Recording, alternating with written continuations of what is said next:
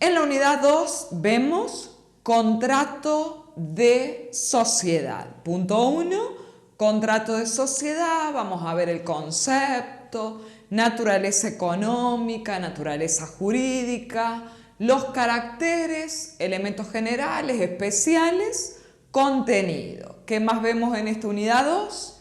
Todo el régimen de nulidad, todo el trámite para constituir una sociedad y por último vemos sociedades de la sección cuarta. Bien, importante la unidad 2. ¿Qué vemos en el punto 1? El contrato de sociedad, concepto. ¿Qué es el contrato de sociedad? ¿Qué es? Es el instrumento público o privado por el cual se constituye una sociedad. Instrumento público o privado por el cual se constituye una sociedad. Desde el punto de vista económico, ¿qué es el contrato de sociedad? ¿Qué es? Es el instrumento que le permite a los individuos combinar sistemática y estructuralmente los factores de la producción para desarrollar organizadamente una actividad de producción o intercambio y así obtener beneficios económicos. Cuando era oral que sí lo tomaban a esto, ¿cómo se los hacía decir a mis chicos? ¿Qué es el contrato de sociedad? Desde el punto de vista económico, es el instrumento, la vía, el medio que nos permite a nosotros socios asociarnos para realizar una actividad en forma organizada y así obtener beneficios económicos. Bien, desde el punto de vista jurídico, naturaleza jurídica, tenemos distintas teorías que pueden ser choice, que tratan de explicar qué es el contrato de sociedad. Por un lado tenemos a las teorías unilateralistas, que son la teoría del acto colectivo y la teoría del acto complejo, dos teorías unilateralistas, teoría del contrato bilateral y la teoría del contrato plurilateral de organización. Adelanto que, ¿cuál es la teoría receptada por la Ley General de Sociedades? La teoría del contrato plurilateral de organización, y ello se desprende del artículo 1 y 16. Obviamente, ¿en qué sociedades no se aplica esta teoría? En aquellas sociedades que pueden estar integradas por un solo accionista, que cuáles eran: SAU, Sociedad Anónima Unipersonal, la SAS, que puede estar integrada por un solo accionista, y Sociedad del Estado no se aplica la última teoría. En todas las demás, teoría del contrato plurilateral de organización. Las teorías unilateralistas no las hemos seguido nunca, de ahí de lo que dicen, y la teoría del contrato bilateral la seguíamos antes, cuando las sociedades eran regidas por el Código de Comercio. Antes de la sanción de nuestra ley, que antes se llamaba Ley de Sociedades, ahora Ley General de Sociedades, cuando se sancionó la Ley de Sociedades, hoy llamada Ley General de Sociedades, en el año 72. Antes, las sociedades eran regidas por el Código de Comercio. Cuando las sociedades eran regidas por el Código de Comercio, seguíamos la teoría del contrato bilateral, que ya lo voy a comentar. Vamos a las primeras. Teorías unilateralistas. ¿Por qué se la llama teoría unilateralista? ¿Por qué? Consideran que el acto es fruto de una única voluntad común y no de varias enfrentadas. La teoría del acto colectivo, ¿qué dice? Considera que En la constitución de una sociedad concurren un conjunto de voluntades que coinciden en cuanto al fin esperado, que es la creación de un ente distinto, y agrega que los participantes tienen similares expectativas, pero mantienen su autonomía.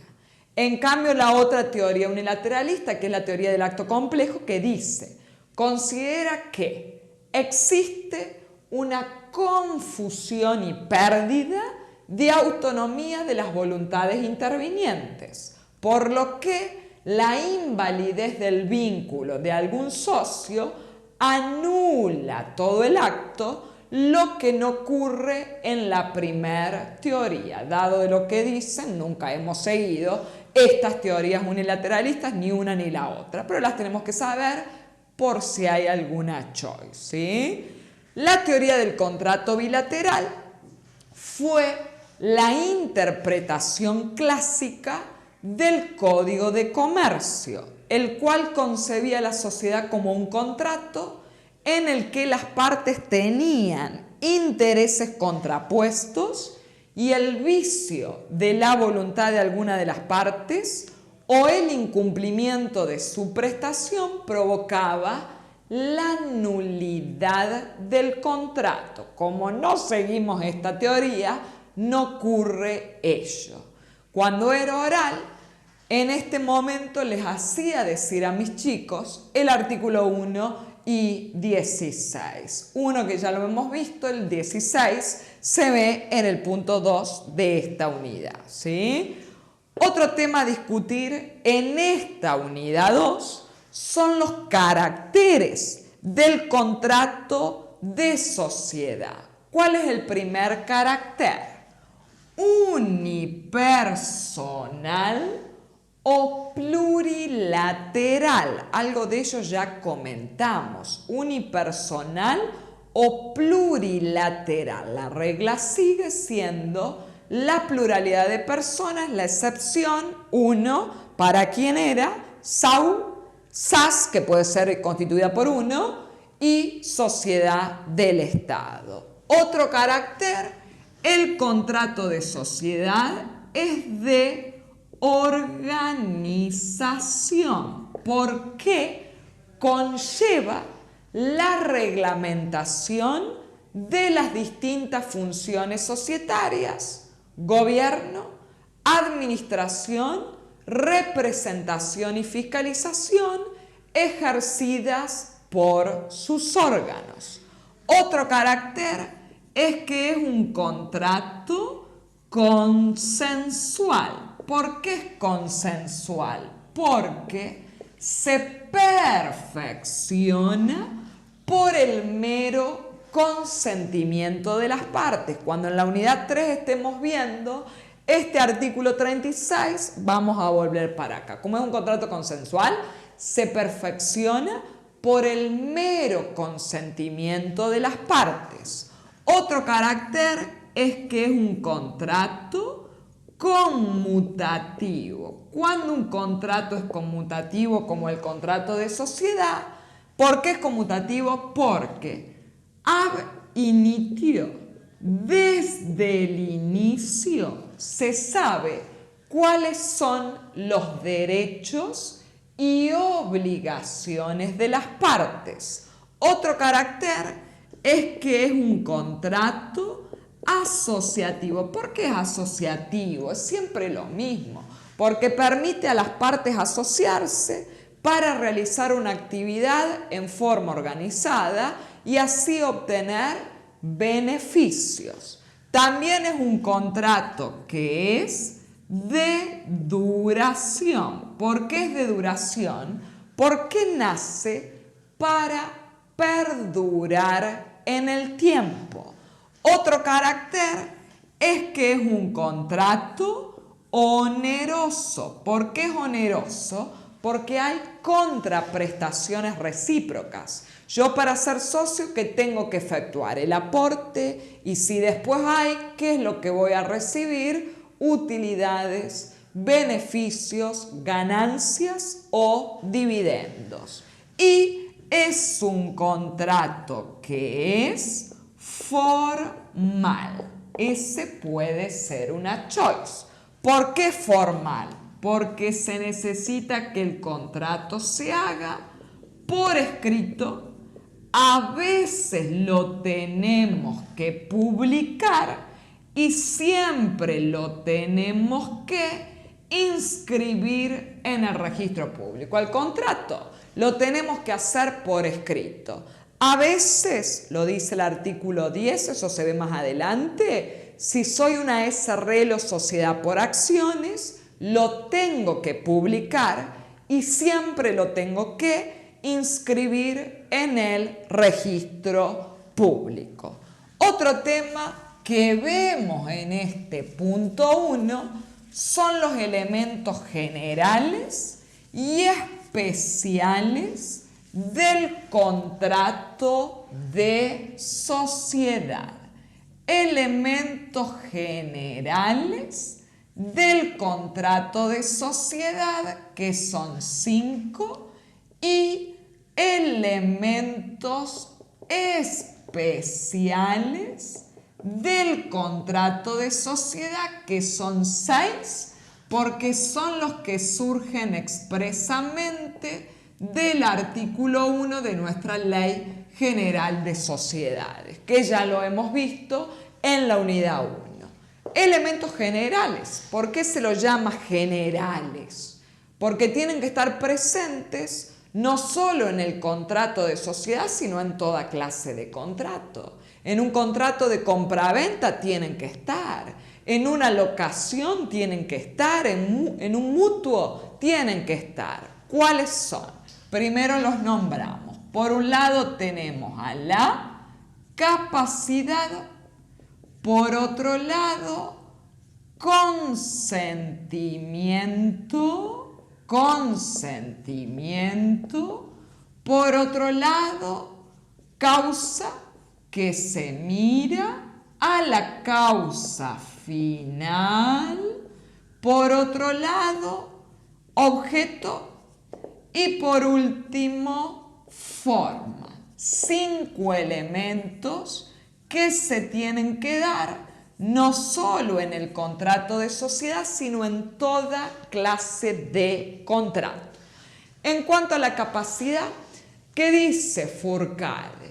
Los otorgantes, los que firman el contrato, deben tener capacidad de derecho y de hecho. Por lo tanto, cuando veamos la unidad 3, ¿qué vamos a ver? Y si yo soy menor, incapaz o con capacidad restringida, ¿no puedo ser socio entonces? Sí, nada más que esa gente va a tener que actuar a través de ¿quién? De su representante legal, curador o apoyo, que son los nuevos términos del Código Civil y Comercial de la Nación. Los otorgantes deben tener capacidad de hecho y de derecho, las dos, ¿sí? El consentimiento se da, dice Fourcade, cuando las partes se ponen de acuerdo sobre una declaración de voluntad común. Y la voluntad, ¿cómo debe ser manifestada? La voluntad debe ser manifestada con discernimiento, intención y libertad. O sea que no debe haber vicios de la voluntad, que son ¿cuáles?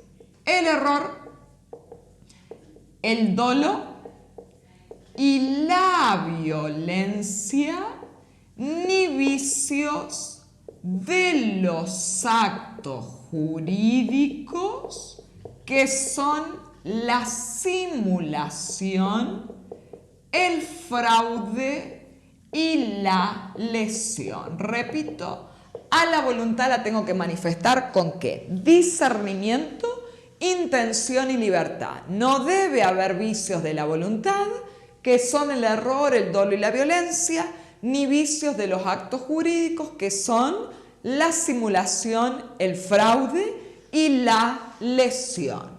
En cuanto a la causa, se mira la causa final. ¿Para qué firmamos el contrato? Participación en los beneficios y en las pérdidas.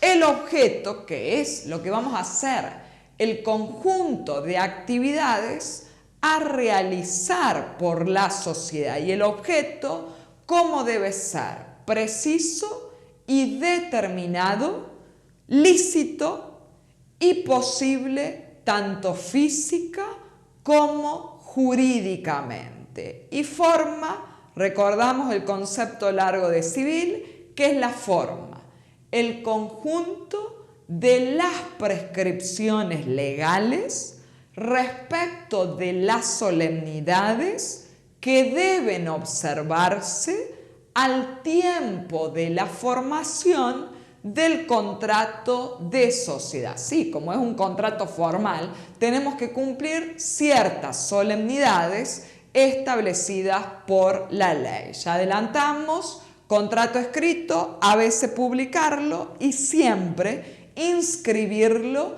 en el registro público. En cuanto a los elementos especiales, que son los que surgen expresamente del artículo 1, ¿cuáles eran?